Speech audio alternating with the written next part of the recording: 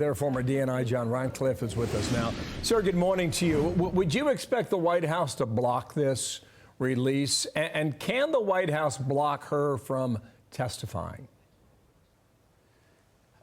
Bill, I think at this point, I do expect the White House to block the release of this. So the declassification process that they're talking about, I've been through it many times, and the way it works is you consult the various agencies that have equities involved. In this case, it could be the Pentagon, the CIA, State Department. But Bill, this is a process that if the White House wanted it to move quickly, they could appropriately ask for it to move quickly, and a decision could be made in a matter of hours, certainly in 24 to 48 hours. It's now been 2 weeks, and of course this has been a terrible story for the Biden administration and the Biden White House, and if they had the ability to counteract the damaging stories that are out there, they would want to do it quickly. The fact that they haven't tells you that they can't do it. And so I think that they're probably struggling with the issue of, look, should we try and assert executive privilege over this transcript?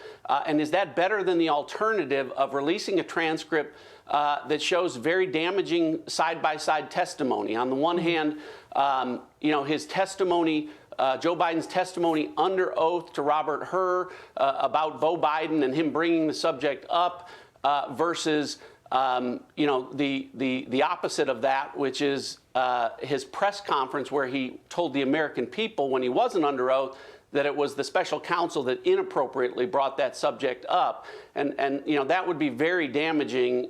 Would probably be running on a loop by the RNC from now to Election Day.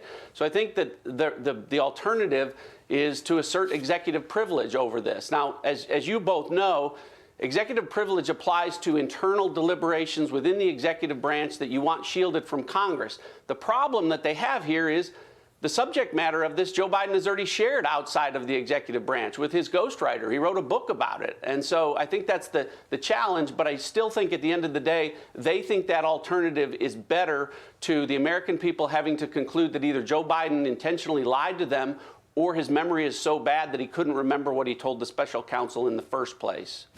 So sometimes I think about these things just from a communication standpoint and the timing of things, because I like to think ahead about what's coming up. So a lot of people in D.C., and I understand this, that companies have this problem too. You just try to win the news cycle for the day. But thinking ahead, we know that Robert Hur is likely to testify mid-March. And we know that that's going to have a ton of headlines, right? To me, if this transcript's coming out, I get it out this weekend, let people marinate on it, go through that following week. Congress isn't in session. They're not back until the 28th, I believe, because the White House is already raising expectations about the president's State of the Union on March 7th. And let's say he just clears that high bar. Then at that point, he wants to continue on. He wants to put out his budget. He wants to do that. If they don't put out the transcript now, and then Robert Hur testifies the week after the State of the Union, they're right back where they started before. Yeah, I think that, the State of the Union does provide a good opportunity for Joe Biden. But again, let's face it, that's a scripted speech. That's not taking questions. That's not,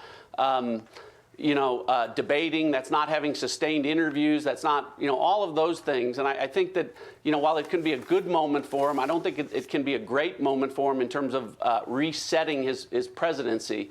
And frankly, he has to change a lot of minds. When 86% of the population, not Republicans, but 86% of the population thinks that he's too old. But back to the transcript issue, I agree with you, Dana. But again, if there were something good in there that they would be trumpeting it from the mountaintops, and they would be saying, let's get this transcript out there as quickly as possible. They haven't done it. It's been 2 weeks, and so I think they're trying to manage that and balance what's worse. And so I think you'll either see a transcript that is so highly redacted that it's essentially useless, or you won't see it at all, and then they'll have to deal with Robert Hur's testimony. And I do think that at the end of the day, the challenge there is that Robert Hur is going to say under oath, look, that's not what happened, and I was surprised when Joe Biden went on national TV and said that I brought this issue up. So I think they're going to have to deal with some challenges one way or another. They're just trying to decide, between a rock and a hard place, which way to go. Thank you, sir. More to come on that. John Ratcliffe, appreciate your time today. Thank you. I'm Steve Doocy. I'm Brian Kilmeade. And I'm Ainsley Earhart. And click here to subscribe to the Fox News YouTube page to catch our hottest interviews and most compelling analysis.